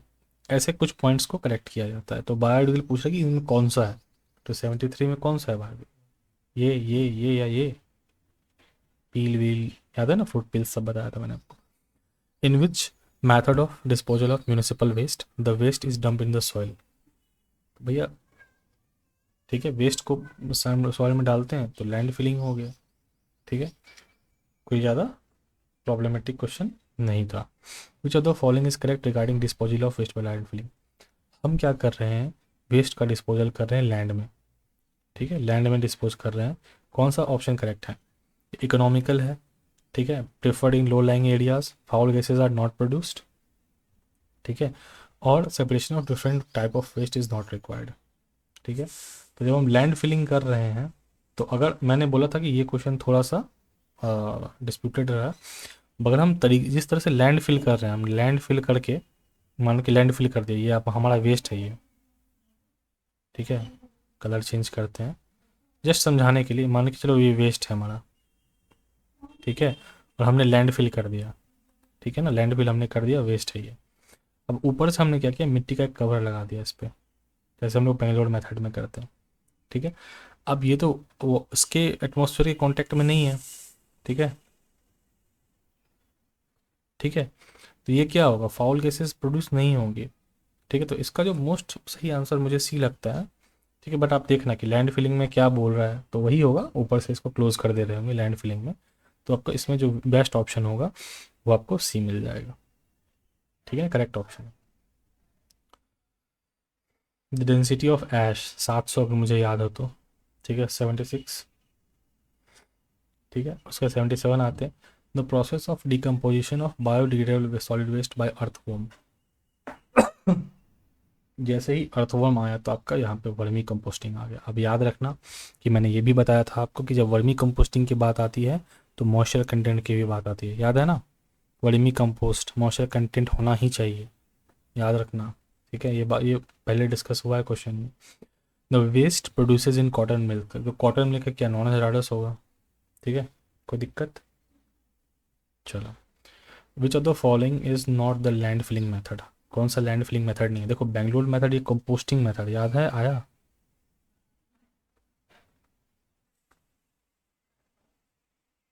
बेंगलोर में अन्ना रहते हैं, अन्ना, एनारोबिक, एनारोबिक मेथड था, याद आया कुछ। ठीक है, तो ये कंपोस्टिंग मेथड है। एरिया, डिप्रेशन और ट्रेंच मेथड, ये तीनों आपको लैंड फिलिंग मेथड है। ठीक है ना, ये आपको लैंड फिलिंग मेथड है। मैंने नोट्स में आपको तीनों का नाम बोला था, बस नाम याद रखिए। ठीक है, in a liquid, gas is a liquid that passes through solid waste. पढ़ना ही नहीं question. Which of the following is not the municipal solid waste. Municipal solid waste radioactive कहाँ से आएगा, रिपीट हो रहा है लेकिन अच्छा है ना, रट रहा है। Which of the following waste can be decompose by bacteria. Bacteria क्या क्या है, रबिस को डिपोज क्या कर सकता है बताओ, 82 का। क्या इसमें रेडियो एक्टिव सबस्टांस को बैक्टीरिया कर सकता है? पॉसिबिलिटी तो है, एशेज फूड वेस्ट को तो कर ही सकता है। ठीक है ना, तो ये पूछ रहा है कि which of the waste can be decompose by bacteria, क्या फूड वेस्ट को ही करेगा ना, इसको तो भगवान ही करे भाई। डिकम्पोज, ठीक है ना। तो 82 का सी, ठीक है, डिकम्पोज का वेक्टर फूड वेस्ट को आराम से तोड़ देगा, डिकम्पोज कर देगा, ब्रेक डाउन कर देगा। Dash is the cutting and tearing को मैंने क्या बोला था, श्रेडिंग बोलते हैं। Am I correct? Let me check the answer. ठीक है, जी हाँ, श्रेडिंग बोलते हैं। ठीक है, कटिंग एंड टीयरिंग एक एक वर्ड है, कम्युनिशन या कम्युनिशन है, COMMUNITION।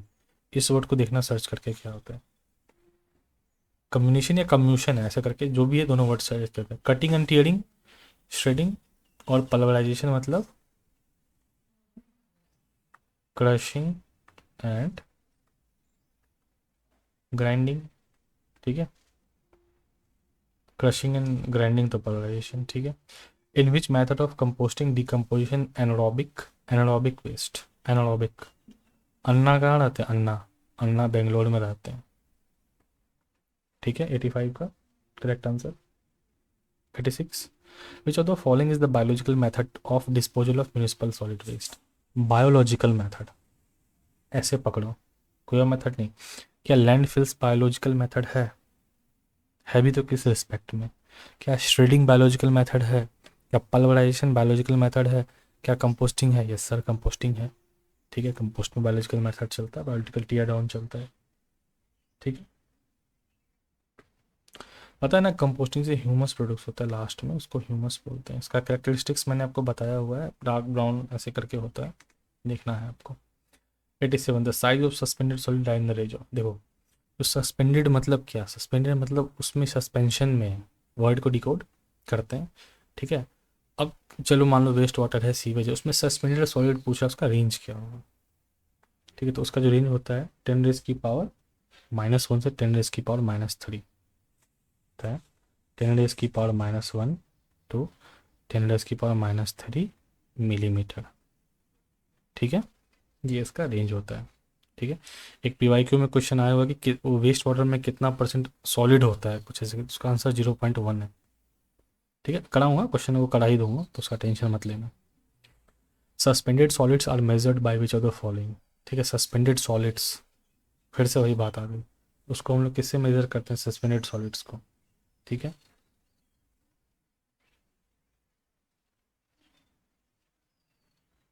ठीक है, तो जो सस्पेंडेड सॉलिड्स है उसको किससे करते हैं। ठीक है, टर्बिडिटी रॉड से करते हैं। जस्ट एक सेकेंड, एक सेकेंड में आ रहा हूँ। और क्वेश्चन हो गया तो एक सेकेंड, 30 सेकेंड का ब्रेक भी।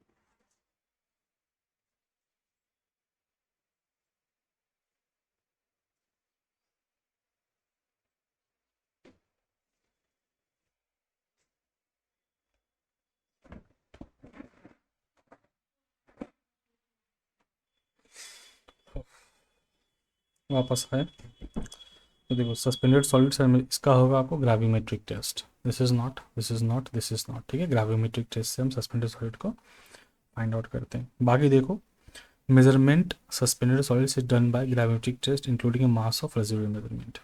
ठीक है, टर्बिडिटी की बात करें, अगर टर्बिडिटी की बात करें, ठीक है, टर्बिडिटी की बात करते हैं। ठीक है, तो दो प्रिंसिपल होते हैं, अगर आपने पढ़ा होगा तो। पहला होता है एब्जॉर्प्शन प्रिंसिपल,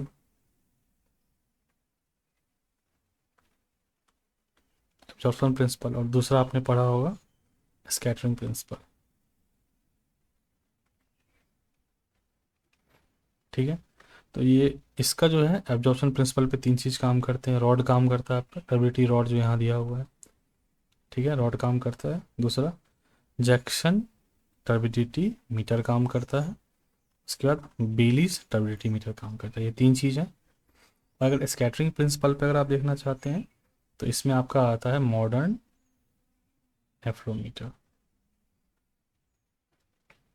ठीक है, तो इसका जो करेक्ट आंसर है ग्राविमेट्रिक टेस्ट है, कोई दिक्कत नहीं होनी चाहिए। चलो, the maximum permissible limit of suspended solids, कितना मैक्सिमम हो सकता है, तो वो हो सकता है वो 30 milligram per litre. Identify the correct relation between the following, dissolve solid equal to total solid. इन चारों, डिजॉल्व सॉलिड, टोटल सॉलिड और सस्पेंडेड सॉलिड में से चारों में रिलेशन देख के बताइए कि कौन सा रिलेशन आपका सही है।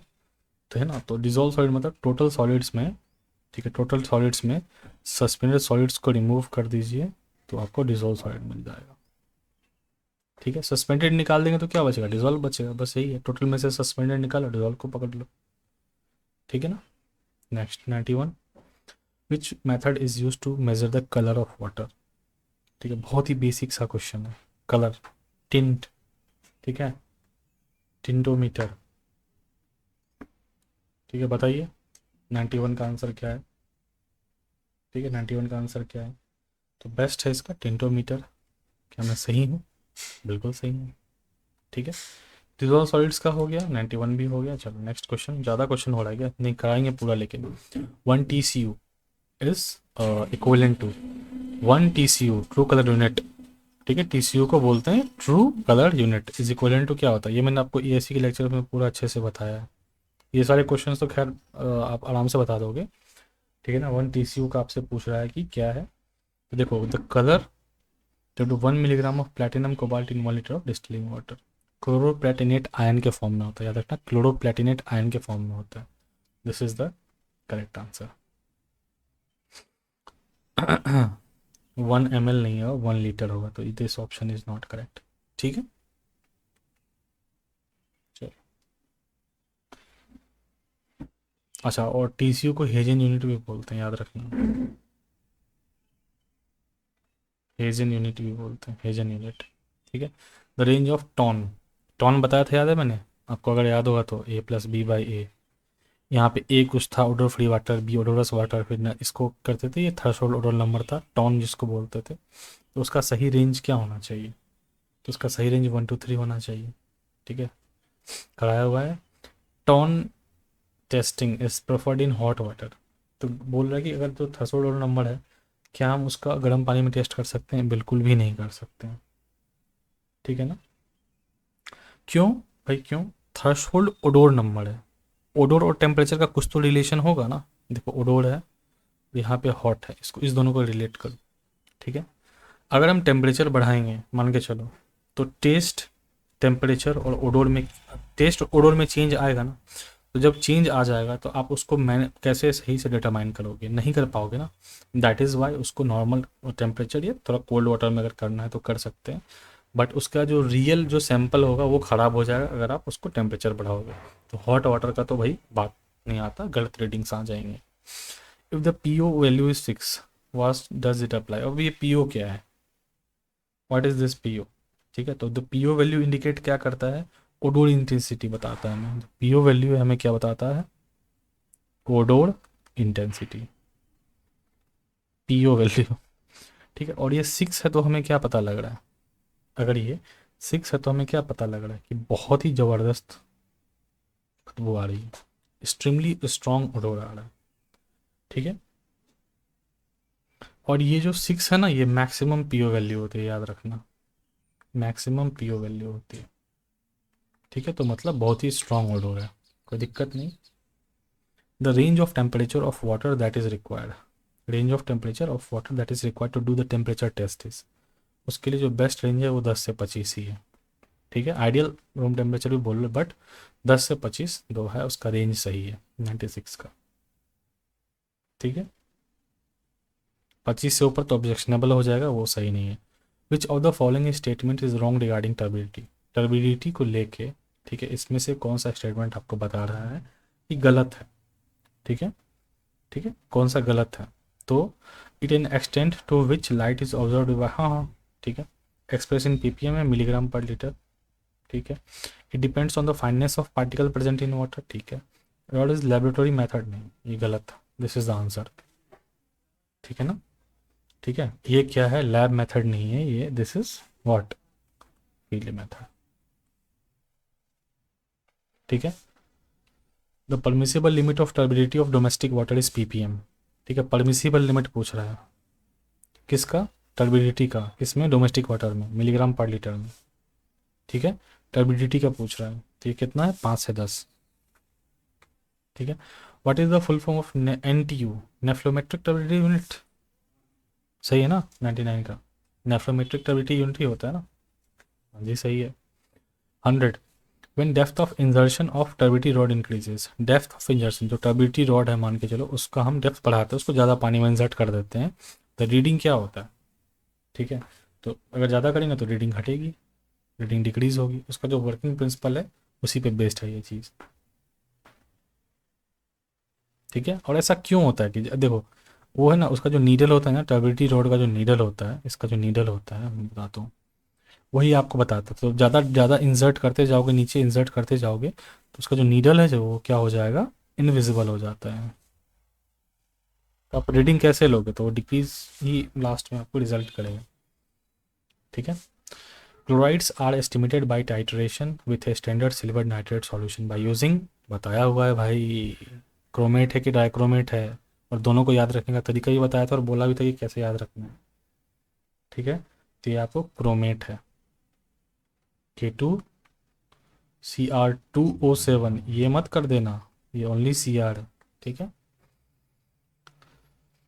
Carbonate hardness can be remove by adding lime to water, पानी में अगर चूना मिक्स करेंगे तो क्या कार्बोनेट हार्डनेस हटाया जा सकता है, एब्सोल्युटली करेक्ट आंसर। ठीक है, बॉइलिंग से भी हटा सकते हैं। ठीक है ना।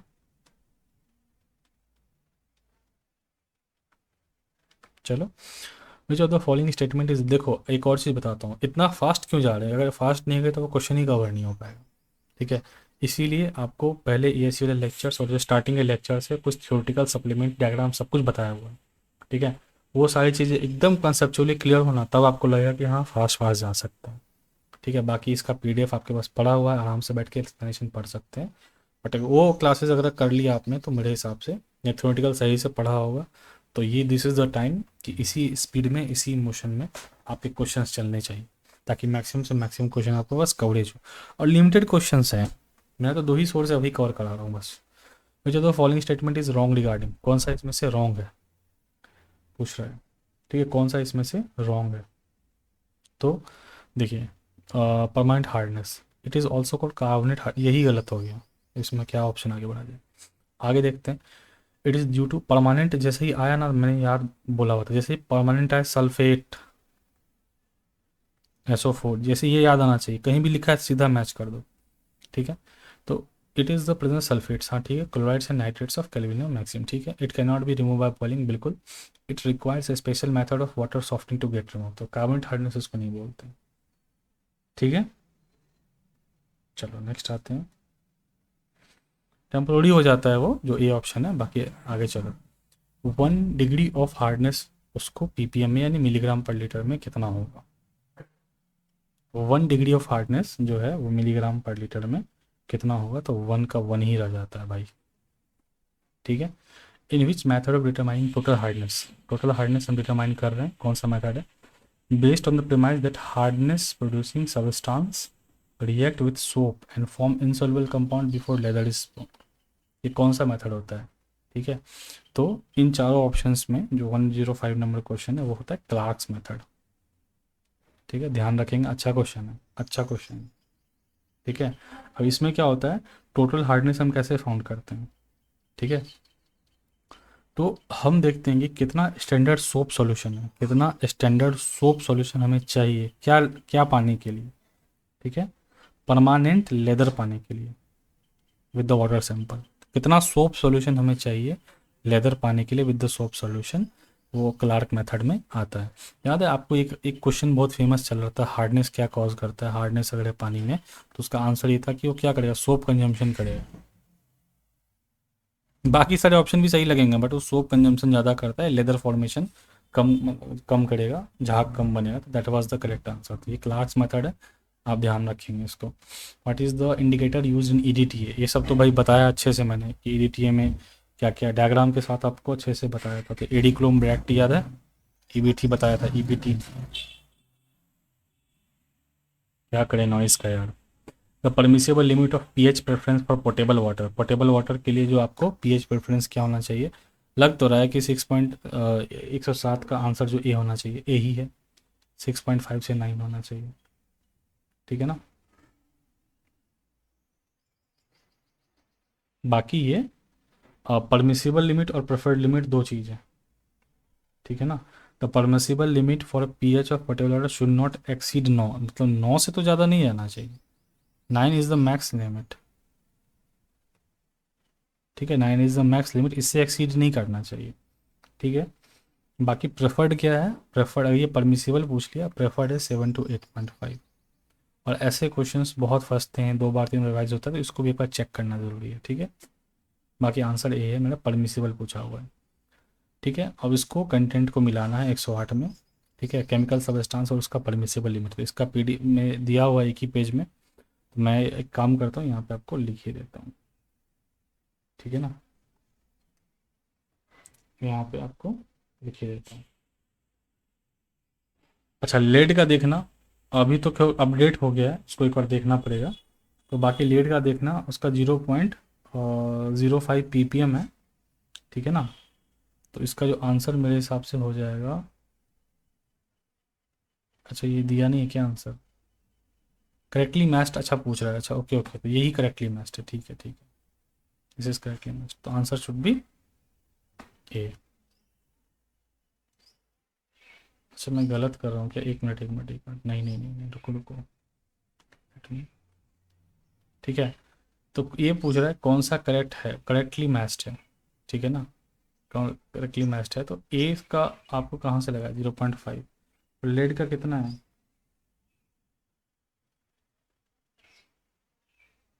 अच्छा ये अच्छा प्रिंटिंग मिस्टेक है, ओके ठीक है, ठीक है, क्वेश्चन थोड़ा सा मिस प्रिंट हो गया है, इसको आप देखना, टेंशन मतलब मैं करवा दूंगा 108 में आपको करवा दूंगा, और ऑप्शंस में मैं उसमें कमेंट सेक्शन में लिख दूंगा, ठीक है, टेंशन नहीं ले, 109 पे आते हैं। What is the concentration of H plus ions in moles per litre and the POH is 6। एक चीज़ याद है आपको, PH plus POH equal to 14 होता है, ये सब चीज़ें याद है ना जो करवाई थी, याद होनी भी चाहिए, ठीक है ना। तो POH आपको 6 दिया हुआ है ना, ठीक है, तो आपसे पीएच ये पूछते हो, आप यहाँ से पीएच निकाल सकते हो क्या, 14 - 6 करोगे 8 आएगा ना, ठीक है। अब H प्लस आयन अगर आप निकालना चाहते हो, तो अगर मैं मेरे को H प्लस माइनस प्लस, ठीक है, फॉर्मूला को ऐसे लिखिए, अगर उल्टा करके तो 10 की पावर माइनस पी एच जाएगा, तो पी एच कितना है, 8 दिया हुआ है ना,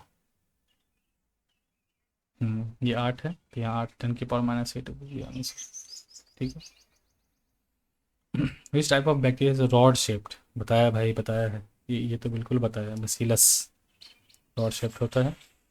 presence of represent the bacterial density that is most likely to present in water, ठीक है, most likely to present in water, तो ये आपको क्या है, मोस्ट प्रोबेबल नंबर, ठीक है, बताया हुआ है मैंने।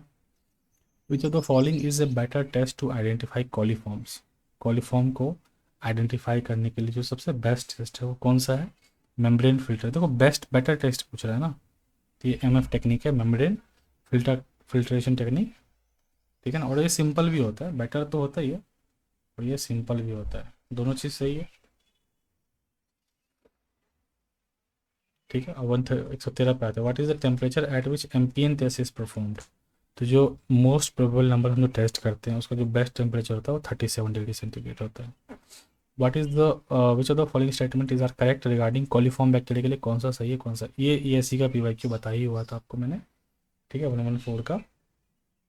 तो पूछ रहा है इज आर करेक्ट, तो ग्राम नेगेटिव होता है, रॉड शेप होता है, हार्मलेस होता है, ठीक है, कॉलीफॉर्म, इसका अगर ये है, अगर कॉलीफॉर्म है तो इसका जो प्रेजेंस होता है वो बताता है कि साथ में आपका पैथोजेनिक बैक्टीरिया, तो this all this options are correct. Which of the following disease cause bacteria, bacteria से क्या क्या होता है, टाइफाइड होता है, सल्मोनेला टाइफी बैक्टीरिया से, सी आंसर है 115 का, ठीक है, तो बैक्टीरिया से होता है, टाइफाइड होता है, इसको इंटेरिक फीवर ही बोलते हैं, तो याद होगा, इंटेरिक फीवर, इंटेरिक फीवर बोलते हैं इसको, और ये होता है सल्मोनेला टाइफी, सैल्मोनेला टाइफी नाम का बैक्टीरिया होता है, उससे होता है। हेपेटाइटिस बी ये वायरस से होता है। एमोबिक डायनेसिस ये प्रोटोजोअल इन्फेक्शन होता है, ऐसा कुछ, एमोबिक क्या, प्रोटोजोअल इन्फेक्शन, ठीक है, पोलियो वायरस होता है, ये सुना ही होगा, ठीक है, बन जाएगा। The number of bacterial colonies by agar plate count test.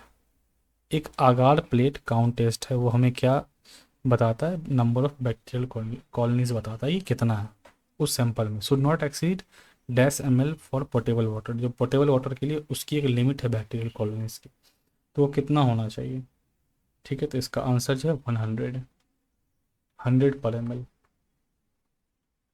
ये लिमिट है। ठीक है, आगार प्लेट काउंट टेस्ट में। ठीक है, उसके बाद 117 पे आते हैं। Dash if the acid and gas are formed in the multiple tube fermentation test. ठीक है, from multiple tube fermentation technique the test is what. अगर एसिड और गैस बन रहा है, मल्टीपल ट्यूब फर्मेंटेशन टेक्निक हम जो यूज़ कर रहे हैं, हम फर्मेंटेशन करवा रहे हैं, उसमें अगर एसिड एंड जो गैस है अगर वो प्रोड्यूस हो रहा है, तो वो क्या बोलता है कि टेस्ट आपका पॉजिटिव है। फर्मेंटेशन टेक्निक है, इसी से आपको आइडिया लग जाना चाहिए था। Which bacteria cause the reddish brown, ठीक है, deposit in the tank. Reddish brown deposit कौन सा बैक्टीरिया कॉज करता है, रेडिश ब्राउन पूछ रहा है। तो जैसे ही कलर कलर आया ना, कलर कलर कलर, तो कलर कौन सा, आयरन। ठीक है, विच bacteria results in corrosion of iron and steel pipes embedded in soil. ठीक है, आयरन और स्टील पाइप्स है अगर ज़मीन के अंदर है, तो उसमें जो कोरोजन होता है, जंग लग जाता है, तो वो कौन सा बैक्टीरिया उसके लिए आपको जिम्मेदार है। तो जो जहाँ जंग लग रहा है वही बैक्टीरिया जिम्मेदार है, दैट इज आयरन बैक्टीरिया। ठीक है, डिस्कलरेशन कर भी देता है। Gelatin liquefying bacteria GLB, gelatin liquefying bacteria are helpful in the manufacturing of photographic films. क्या ये सही है, तो जी सर बिल्कुल सही है। ठीक है, सही है, बिल्कुल सही है। ग्लू इंडस्ट्री में भी काम आता है ये, इट इज ग्लू इंडस्ट्री। ठीक है, which are the following statements define environmental engineering. इसमें से कौन सा स्टेटमेंट्स इन्वायरमेंटल, इसको पढ़ के देखते हैं क्योंकि बेसिक क्वेश्चन है। ठीक है, creation of procedure and infrastructure for water delivery, waste disposal, pollution control of various kinds. तो मेरे हिसाब से 121 का जो आंसर है सारा होना चाहिए, T is the correct answer. ठीक है, जनरल स्टेटमेंट है। Among the given engineers who is known as the first female environmental. भाई भाई बहुत अच्छा क्वेश्चन है, एग्जाम में आता है नहीं आता, लेकिन अच्छा क्वेश्चन है ये। पहली फर्स्ट फीमेल, ठीक है, इन्वायरमेंटल इंजीनियर कौन थी। ठीक है, तो इसका आंसर आपको है कौन सा, Ellen Swallow Richards. Which are the following is are type of pollution that affect the environment. Environment को कौन सा इफेक्ट करता है, मेरे हिसाब से तीनों करता है, बट आंसर चेक कर लें। ठीक है, तीनों answer is correct. 124 which of the following statements define environmental chemistry. Environmental chemistry कौन सा स्टेटमेंट इसमें से आपको डिफाइन कर रहा है, इन्वायरमेंटल केमिस्ट्री क्या है। ठीक है, study of chemical reactions that occur in water, air, land, biological habitat, human. ये ज़्यादा मोस्ट तो यही सही लग रहा है, बाकी और भी पढ़ते हैं। Study of chemical reactions that occur in water, air, land, biological only तो नहीं है। Study of chemical reaction occur water, land only, ये सही है, most accurate options. Last question of the day, environmental science is defined by which of the following statements. ठीक है, environmental science is defined by which of the following statements. ठीक है, study of interaction between environment and humans, only only मत लिखो भाई। ठीक है, study of interaction between environment and physical component, थोड़ा थोड़ा तो ठीक ही है। ठीक है, study of interaction between environment and chemical compounds, physical हो गया अलग, फिर केमिकल हो गया अलग, हालांकि गलत नहीं है। Study of interaction between the environment, physical, chemical, सबको डाल दिया। ठीक है, आपका ये सेट 3 कंप्लीट हुआ। अब देखो इसमें मैं 2-3 पॉइंट बताता हूँ। अब नेक्स्ट जो आएगा वो सेट 4। ठीक है, क्वेश्चन की डेंसिटी मतलब जितना नंबर ऑफ क्वेश्चंस है उसके हिसाब से ये इसी तरह का फास्ट चलाना ज़रूरी है। ठीक है, तभी जाकर आपका एक वीक के अंदर पूरा ख़त्म होकर आप फ्री हो जाओगे। ठीक है, और ये इसलिए भी ज़रूरी है क्योंकि ऑलरेडी आपको कंसेप्चुअल फ्री होने के लिए मैंने 2 दिन टाइम दिया था। 2 दिन जो चिल्ला रहे थे सबकी लेक्चर कराओ लेक्चर कराओ, मैं बार बार ये कह रहा था कि आप EAC वाला जो लेक्चर है वो अच्छे से देखिए, नोट्स को अच्छे से पढ़िए, थ्योरेटिकल अच्छे से पढ़िए, जो रूल्स है उसका PDF अच्छे से देखिए, जो लेक्चर अवेलेबल है रूल्स का उसको अच्छे से देखिए। उसके बाद और जो थ्योरेटिकल नोट्स हैं, जो बुक है आपको मैंने कल भी दिखाया था पहला लेक्चर में, वो बुक है, उसका सप्लीमेंट्री नोट्स हैं, फिर रूल्स के 6 पीडीएफ हैं, उस रूल का कुछ कुछ पुराना वाला एमसीक्यू है, फिर प्रीवियस ईयर पेपर है, कुछ सप्लीमेंट्री उसके नोट्स हैं, फिर ओपन सोर्स से जो बेस्ट टीचर उन्होंने ऑलरेडी रूल्स का जो पूरा लेक्चर करवा दिया है वो है। वो सबको देखने के बाद, रिविज़न करने के बाद, टेस्ट लगाने के बाद एक अलग से प्रैक्टिस सेशन ये है, यहाँ पे तब हम लोग आ पाए हैं। तो अब ये फास्ट इसलिए चल रहा है, ठीक है, जहाँ पे आपको लग रहा है, अब जैसे 125 ऑब्वियस डी आंसर है, मैं इसमें ज़्यादा टाइम नहीं खा पाऊंगा, तो सेट 4 भी अब सारा इसी स्पीड से चलेगा, और एक वीक के अंदर अंदर ख़त्म करके मेरे को फ्री करना है आपको, क्योंकि आपके पास सेल्फ टाइम भी होना चाहिए, ठीक है। मिलते हैं सेट 4 में। राधे राधे।